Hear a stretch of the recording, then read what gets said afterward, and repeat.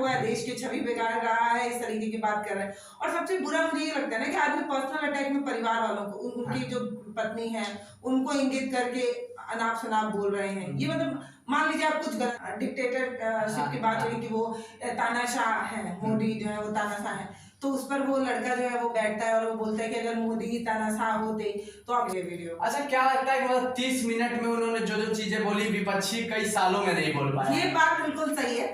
मतलब कई लोग ऐसे हैं जो कह रहे हैं कि दुराटी को विपक्ष में होना चाहिए था। अच्छा। मतलब विपक्ष नहीं दिखाते, मतलब गजब का वीडियो है।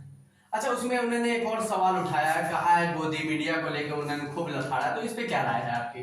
देखिए, ये बात तो सबको पता है कि गोदी मीडिया जो है वो कहीं पे चल रहा है, तो शायद अभी थोड़ा मोड़ा बचा होगा।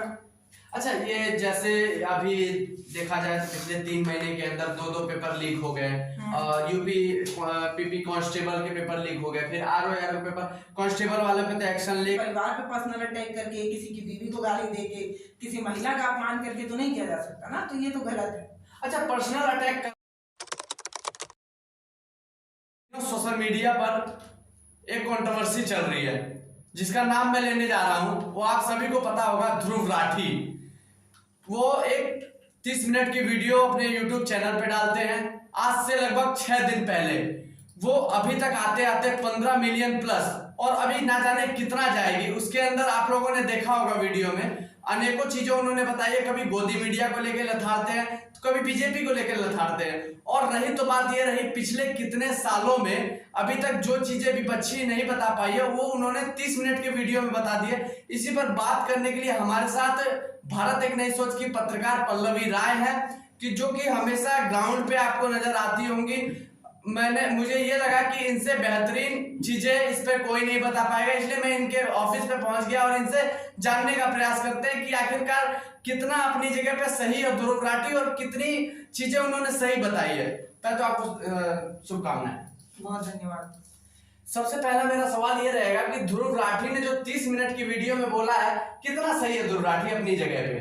देखिए, ध्रुव राठी ने जो बोला है ना, वो सोशल मीडिया पर लोगों ने बता दिया कि 30 साल के लड़के ने 30 मिनट में जो कर दिया, वो इतने बड़े बड़े संसाधनों को लेने के बाद, बड़ा बड़ा नंबर 1 कहलाने के बाद वो पत्रकार नहीं कर पाए। ये सीधी बात है। 10 सालों में पत्रकारों ने एक ढंग का मुद्दा नहीं उठाया, और 30 मिनट की वीडियो में ध्रुव राठी ने वो सब कुछ बता दिया जो पिछले दिनों में हुआ है। मतलब आप देखिए, वो 1 नेशन 1 इलेक्शन की तरफ कैसे हमारी सरकार जा रही है, उस पर बात करते हैं।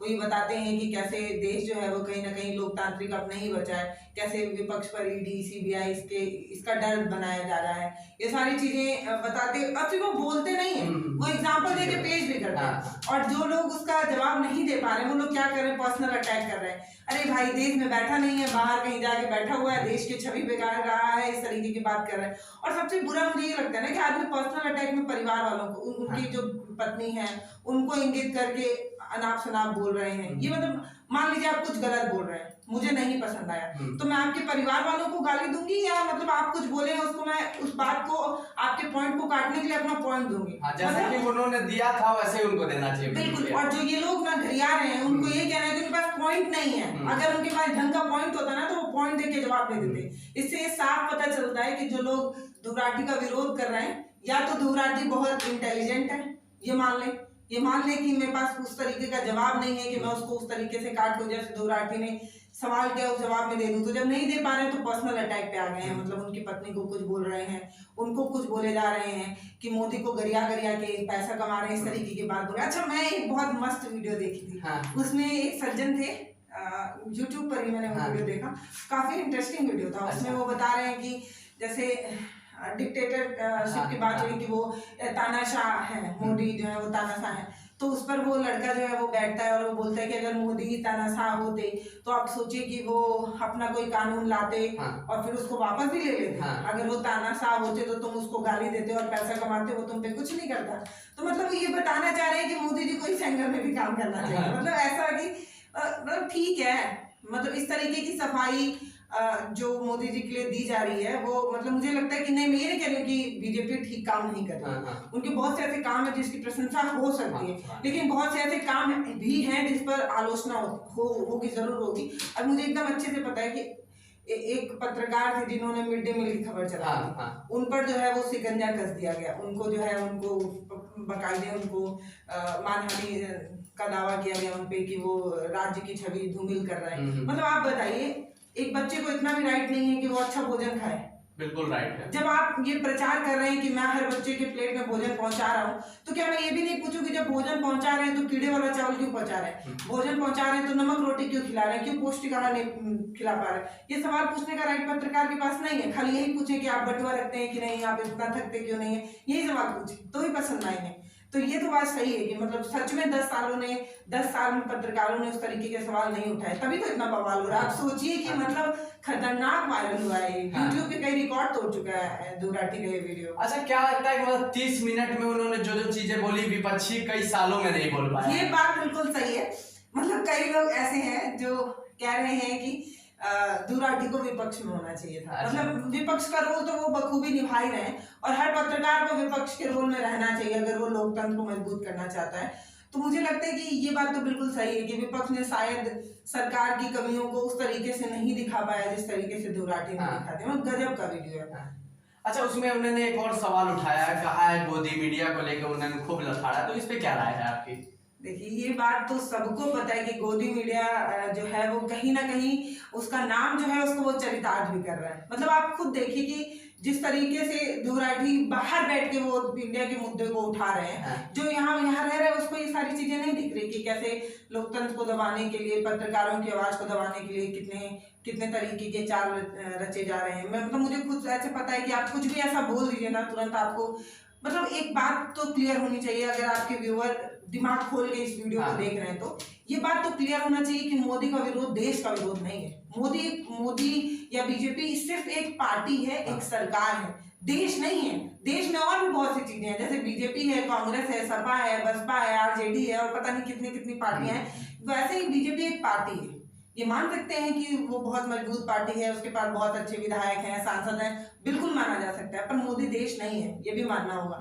तो जो लोग मोदी से सवाल करते हैं, जैसे मेरे भी कई ऐसे वीडियोस होते हैं जिसमें मैं गांव में किसी बूढ़ी दादी से बात करते करते कई बार मुझे बोलना पड़ता है, या मैं इंगित भी करना चाहती हूँ, मैं दिखाना भी चाहती हूँ कि देखिए साहब, आपका ये वाला जो नियम है या ये वाला जो रूल है या ये वाला जो आपने योजना बनाई वो उस तरीके से ग्राउंड पे नहीं उतरा, तो लोग मुझे भी देशद्रोही बोल देते हैं। तो ये बात तो क्लियर होना चाहिए कि मोदी का विरोध देश का विरोध नहीं है, वो एक पार्टी है, वो एक नेता है, बस सिंपल। अच्छा, मैं अभी कल या परसों की बात में बता रहा हूँ, मैं ट्विटर चला रहा था। ट्विटर पे कुछ लोगों ने आके ये प्रतिक्रिया दी थी कि क्या अब इस देश को यूट्यूबर ही चलाएंगे, यूट्यूबर ही ज्ञान देंगे इस देश को? तो कौन दे, यही पूछ लेना चाहिए कि मतलब जो जिन पे जिम्मेदारी है, जो अपने आप को एक बहुत बड़ा पत्रकार बताते हैं, बहुत संसाधन है। अब मैं आपको एक बात बताऊं, असली मलाई यही लोग खा रहे हैं, सच बात तो तय है। क्योंकि जो सरकारी एड्स आते हैं, मतलब जो सुविधाएं मिलनी चाहिए पत्रकारों को, वो सही मायने में तो ब्रॉडकास्ट मीडिया और यही मीडिया ले जा रहे हैं। सोशल मीडिया वालों को क्या मिलता है? खाली व्यूज के बदौलत जो पैसा कमाते हैं वही। हमारा तो और कोई तरीका नहीं है ना। और हाँ, मैं ये नहीं कह रही हूँ कि सोशल मीडिया में गोदी में बैठने वाले लोग नहीं है। मतलब मुझे पता है कि सोशल मीडिया वाले सत्ता की गोद में नहीं बैठते, लेकिन विपक्ष के गोद में जाके बिल्कुल बैठते हैं। ये तो तय है।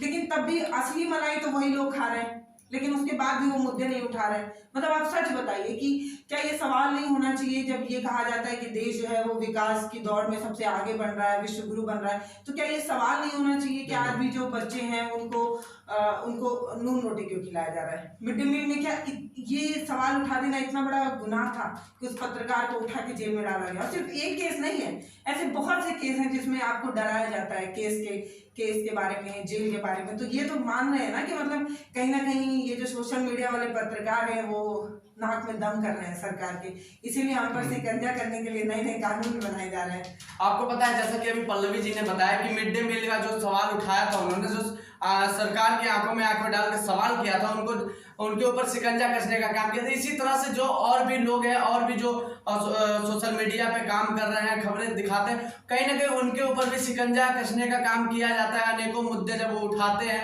तो उनको ये कहा जाता है कि तुम इस जगह पे गलत हो, उन पे शिकंजा कसने का काम किया जाता है। अच्छा, ध्रुव राठी ने एक सवाल और कहा था कि अब लगता है बीजेपी की सरकार में कि लोकतंत्र अब खतरे में है। क्या मतलब इस पे वो कहना क्या चाह रहे थे, कुछ ऐसा बताइए। देखिए, अब लोग इसको ना बहुत नेगेटिव ले जाएंगे, पर जैसे ये किसान आंदोलन कर रहा है, हाँ। ठीक है, लोकतंत्र में तो सबको अपनी मांगों को लेके बोलने का हक तो है ना। हाँ। मतलब ठीक है, आप उसको मानेंगे नहीं मानेंगे, वो गलत बोल रहा है सही बोल रहा है, ये तो मतलब एजेंसियां तय करेंगी, सरकार तय करेगी, मैं बोलूं नहीं ये तो नहीं ना आप कर सकते हैं। मतलब मैं जब आपको आके बोलूंगी कि सुनिए आप जो है ये काम गलत कर रहे हैं, ये काम आपको ऐसे नहीं करना चाहिए, या मैं आपके काम का विरोध करूंगी, तभी तो लोकतंत्र बचेगा ना। वो किसान जो अपनी मांगों को रखने के लिए वहां पर आए हैं, उनको वहां तक पहुंचने नहीं देना, ये तो लोकतंत्र नहीं हुआ ना। अभी आप देखिए कि जो खिलाड़ी थी जो धरने पर बैठी थी, उनको कैसे उठाने की कोशिश की, उनको किस तरीके से धूमिल करने की कोशिश हुई। और सोचिए सबसे बुरा तब लगता है जब वो देश के लिए इतना बड़ा, इतना नाम रोशन करके आती, फिर उसको 10-10, 20-20 रुपए का मेडल बताने वाले लोग।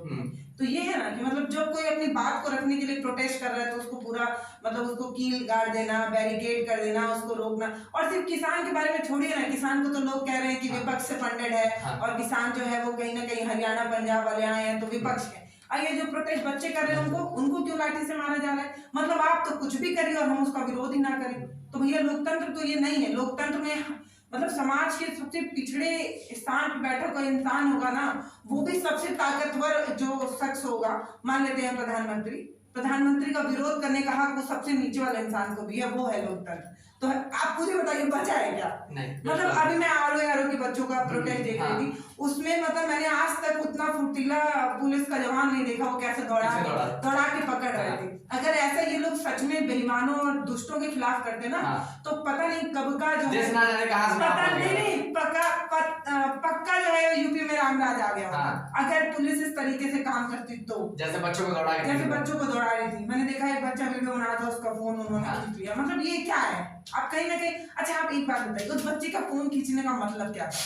वीडियो मत बनाओ ताकि वायरल होगा तो फिर हमारे ऊपर कार्रवाई होगी। मतलब ये एक तरीके से आवाज दबाने की कोशिश नहीं हुई क्या? मतलब आप सोचिए, मेन स्ट्रीम मीडिया वो दिखाएगा नहीं, सोशल मीडिया वालों को वहां पहुंचने नहीं दे रहे। कई लोगों के जो वहां स्वतंत्र पत्रकार वहां पहुंचे, जो सोशल मीडिया के पत्रकार पहुंचे, यूट्यूबर पहुंचे, चाहिए उनको वहां पहुंचने नहीं दिया जा रहा, उनको FIR का डर दिया जा रहा है। बच्चे खुद से अपना वीडियो बना रहे हैं ना, उनका फोन खींच के तोड़ देना, ये आप मानते हैं? मतलब आप खुद बताइए, लोकतंत्र है इसमें? मतलब मैं बोल पाऊं इस बात की, मतलब मैं बोल पाऊं पूरे कॉन्फिडेंस के साथ बोल पाऊं ना, इसका भी रक्षक जो है वो कहीं ना कहीं सिस्टम ही होना चाहिए। सोचिए, मुझे सिस्टम के खिलाफ बोलना है, मुझे सरकार के खिलाफ बोलना है, ये मैं बोल पाऊं इसकी भी जिम्मेदारी सरकार को ही लेनी पड़ेगी। ये है लोकतंत्र। मतलब मान लीजिए कि आपको अथॉरिटी दी गई है, आप कुछ गलत काम कर रहे हैं, मैं उसका विरोध करने आऊंगी और मैं सुरक्षित विरोध कर पाऊं, इसकी जिम्मेदारी भी आपके पास है, वो है लोकतंत्र। आप मतलब मैं क्या कहना चाह रहा हूँ, समझ रहे हैं कि बच्चे प्रोटेस्ट कर रहे हैं, वो पूरी सुविधा से प्रोटेस्ट कर पाए, इसकी जिम्मेदारी सरकार को लेनी चाहिए। लाइट काट देते हैं ताकि बच्चे वीडियो ना बना पाए। मतलब मैं देख रही थी कि प्रयागराज में जो जगह दी गई, पहले तो वो लोक सेवा आयोग के सामने बैठे थे, तो वहां से हटा के उनको जगह दिया गया प्रोटेस्ट करने के लिए। पूरे शहर में लाइट धमाका लेके काट दिया ताकि जो बच्चे जला के बच्चे प्रोटेस्ट कर रहे थे। तो मतलब ये गलत है ना। मतलब मुझे पूरी प्रमुखता से अपनी आवाज उठाने के लिए जो वातावरण देने की जिम्मेदारी है कि मैं पूरा सुरक्षित होकर बोल पाऊं, ये भी सरकार की ही है, तब बचेगा लोकतंत्र।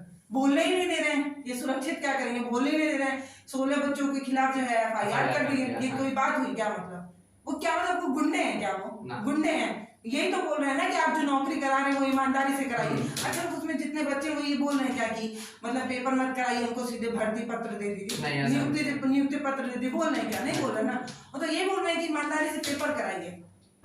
लोग इतना विरोध कर रहे हैं उनको ना। मैं उन बच्चों के खिलाफ देख रही थी, तमाम जो अभ्यर्थी उनके खिलाफ लिख रहे थे, अरे ये इन लोगों को पढ़ना लिखना नहीं है, प्रोटेस्ट करने चले आते हैं, इन लोगों को कोई काम धाम नहीं है, ये नहीं वो नहीं है। अरे भाई सोच के देखो, पहली बात जो ये लोग बोल रहे हैं ना, वो उस तरीके का परिवेश देखे नहीं है कि एक मिडिल क्लास का बच्चा जब पढ़ने निकलता है, किसान का बेटा जब पढ़ने निकलता है तो उसको कितने प्रॉब्लम फेस करने पड़ते हैं। उसका बाप कर्ज में है, उसकी माँ कितनी दिक्कत में उसको पढ़ा रही है, वो बात वो सोशल मीडिया पे किटे टाइप करने वाले नहीं समझ पाएंगे, जो तैयारी करने गया है वही समझ पाएगा। तो जो लोग विरोध कर रहे हैं, जो उसको मतलब एक तरीके का एक ट्रोल आर्मी बनी हुई है उन बच्चों को गरियाने के लिए, तो उनसे तो कहना है कि भाई साहब जो आप लोग यहाँ पे आके ज्ञान दे रहे हैं ना, जाके उसके घर देखिए, तब आपको समझ में आएगा कि प्रोटेस्ट कोई नहीं चाहता है। आप बताइए, आपको घर में 2 रोटी मिलेगी चैन से तो आप जाएंगे आंदोलन करने? शौक लगा है? पानी में भीग भीग के बच्चे प्रोटेस्ट कर रहे हैं और उनको लोग गलत बोल रहे हैं। वो बच्चे नियुक्ति पत्र नहीं मांग रहे हैं, वो बच्चे ये चाह रहे हैं कि ईमानदारी से पेपर हो जाए। उनको मारना, उनको पीटना, उनको भगा देना, ये वो कोई अपना हक मांग रहे हैं एक तरह से। अगर ऐसा ही होता रहा तो सच में लोकतंत्र खत्म हो जाएगा, पक्का खत्म हो जाएगा। और अभी खत्म हुआ है या नहीं ये मैं इसलिए नहीं कह सकती क्योंकि मैं बोल पा रही हूँ और अभी प्लेटफॉर्म पे चल रहा है, तो शायद अभी थोड़ा मोड़ा बचा होगा। अच्छा, ये जैसे अभी देखा जाए तो पिछले 3 महीने के अंदर 2 पेपर लीक हो गए।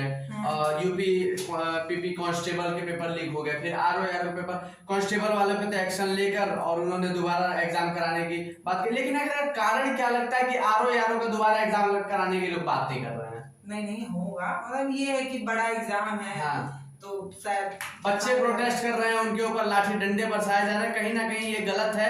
अगर वो अपनी मांग कर रहे हैं तो उनको शांति से उनकी मांग पूरी की जाए। अगर आपको लगता है कि हाँ थोड़ा सा समय लगेगा तो उनको शांतिपूर्वक से ये कह दिया जाए कि अभी समय लगेगा, हम एग्जाम कराएंगे, तो बच्चे चले जाए। हाँ हो सकता है। लेकिन ना मतलब मैं ये नहीं समझ पाती हूँ कि पहली बात तो आप किसी को भी बोलने से नहीं रोक सकते। मैं बोल सकती हूँ, मतलब मुझे पूरा राइट है, मुझे संविधान ये आजादी देता है कि मैं विरोध करूं।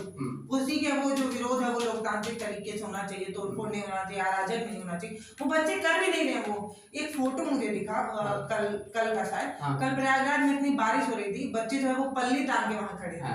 वो थी लोकतंत्र की असली तस्वीर। वो बच्चे बचा रहे हैं लोकतंत्र, वो बच्चे बता रहे हैं कि इसी प्रदेश में मैं खड़ा हूँ, अकेले खड़ा हूँ, और जब तक मेरी मांग नहीं मानी जाएगी तब तक मैं खड़ा हूँ। वो है लोकतंत्र की तस्वीर। अच्छा, थोड़ा सा हम ध्रुव राठी पे बात कर रहे थे। तो एक अभी ट्विटर पे एक बयान आ रहा था, मेरे को नाम नहीं ध्यान चढ़ रहा, कोई मंडल करके थे और वो वरिष्ठ पत्रकार भी रह चुके हैं और प्रोफेसर भी रह चुके हैं। वो कहते हैं कि मेरे को कटपिट नहीं चाहिए, तू ऑनलाइन आ और लाइव आ और किधर मिलेगा ये बता। इस तरह की बातें क्या शोभा देती है उनको? जैसे वो मुझे लगता है कि थोड़ा आम आदमी पार्टी से जुड़े हुए हैं। ठीक है, और अभी अरविंद केजरीवाल को जो है वो माफी मांगनी पड़ी थी सुप्रीम कोर्ट में जाके ध्रुव राठी की वीडियो की वजह से, क्योंकि ध्रुव राठी ने एक वीडियो बनाया था बीजेपी आईटी सेल पार्ट 2, तो वो वीडियो अरविंद केजरीवाल ने अपने ट्विटर साइट से शायद शेयर किया था, जिसकी वजह से उनको माफी मांगनी पड़ी थी। तो मुझे लगता है वो शायद आम आदमी पार्टी से थोड़ा जुड़े रहे होंगे और थोड़ा सा उनको खिन्न हुआ होगा कि मतलब मेरे नेता को माफी मांगनी पड़ रही है ध्रुव राठी की वजह से, इसलिए उन्होंने खुन्नस हाँ मुझे लग रहा है वो चिड़िया वो फ्रस्ट्रेशन रहा होगा कि उन्होंने ध्रुव राठी को ऐसा बोला होगा। पर मुझे सच बता रही हूँ कि जो थोड़ा भी पढ़ा लिखा समझदार इंसान है, जो सच में देश के बारे में सोचता है बिना किसी लाभ के, बिना किसी मतलब उसके दिमाग में कोई एजेंडा नहीं है या वो किसी एजेंडा से प्रभावित नहीं है ना, कोई भी ध्रुव राठी का विरोध नहीं कर रहे हैं। हाँ वो अलग बात है कि आपकी मानसिकता है दूषित है या आप किसी एजेंडे के तहत आए हैं किसी वीडियो को समझने या जानने, तो आप विरोध करेंगे। ध्रुव राठी ने बहुत पहले ही बोल दिया था, वो वीडियो की शुरुआत में उन्होंने दिखाया कि अगर आप मोदी प्रेम में हैं तो थोड़ी देर तक प्रेम से किनारे हट के आपको ये वीडियो देखना होगा। तो ध्रुव को भी ये पता था, ध्रुव राठी को भी ये पता था कि कहीं ना कहीं अंधभक्त जो है वो ये बात नहीं समझ पाएंगे और विरोध मुझे लग रहा है अंधभक्ति कर, बाद में ट्वीट भी तो किया था अंधभक्त तो मुझे लग रहा है विरोध भी अंधभक्ति कर रहा है। आप बताइए कि जो भी थोड़ा पढ़ा लिखा होगा उसने वो वीडियो समझा होगा ना ठीक से, तो उसमें मतलब मुझे नहीं लगता कि कुछ ऐसा है जिसको वैसा विरोध होना चाहिए। और ठीक है विरोध करिए भाई, जैसे मैं विरोध की आजादी मांग रही हूँ उनके पास भी है, वो भी करें, लेकिन किसी को पर्सनल अटैक करके, किसी के परिवार पे पर्सनल अटैक करके, किसी की बीवी को गाली देके, किसी महिला का अपमान करके तो नहीं किया जा सकता ना, तो ये तो गलत है। अच्छा, पर्सनल अटैक करना क्यों? जितने भी उन्होंने अपनी वीडियो में बात बोली, लॉजिक नहीं होता वो पर्सनल अटैक करते हैं। अब जैसे मैं ऐसे सरकार का विरोध करूंगी तो लोग आके मेरे को पर्सनल अटैक, मेरा पर्सनल अटैक करेंगे, अरे इसके परिवार वालों को जानता हूँ, इसका भाई ऐसा है, इसकी माँ ऐसी है, इसके ये है, इसका वो, क्योंकि उनको मेरे एक्चुअल सवाल का जवाब नहीं देना है, तो उनको कोई और सवाल ले आना है मेरी छवि बिगाड़ने के लिए। तो आप समझ रहे हैं, मतलब मान लीजिए मैं पूछ लूं कि ये ऐसा क्यों है, तो आपको जवाब देना चाहिए ऐसा क्यों है। आप ये ऐसा क्यों है जवाब नहीं देंगे, आप इधर उधर उधर उधर उधर उधर घुमा घुमा के बताएंगे कि ये इंसानी फर्जी, ये सवाल ही गलत उठा है, वो वाला करने की कोशिश हो रही है। मतलब मुझे ऐसा लगता है, जैसा कि आपने वीडियो देखा होगा तो उसमें जितने भी सवाल ध्रुव राठी ने उठाया वो खुद उन्होंने नहीं बोला, जितने भी सुप्रीम कोर्ट ने दावा किया है, सुप्रीम कोर्ट ने बताया, सारे उन्हीं सवालों को बस उन्होंने सामने लाने का प्रयास किया। एक अगर देखा जाए तो शीशे की तरह काम किया उन्होंने। अपनी तरफ से तो कुछ नहीं बोला, उन्होंने सारी चीजें यही बताई कि इस सन में या फिर इस टाइम सुप्रीम कोर्ट ने ये आदेश दिया था या फिर ये चीजें गलत हुई थी। बाकी ये हमारे साथ पल्लवी राय जी थी, इन्होंने सारी चीजें बताई, ध्रुव राठी किस तरह से सच्चाई बोला, उन्होंने किस तरह से बातें कही। बाकी आगे से आगे मिलते हैं कैमरा पर्सन के साथ। मैं श्रीवास्तव, महाराजगंज, एक नई सोच।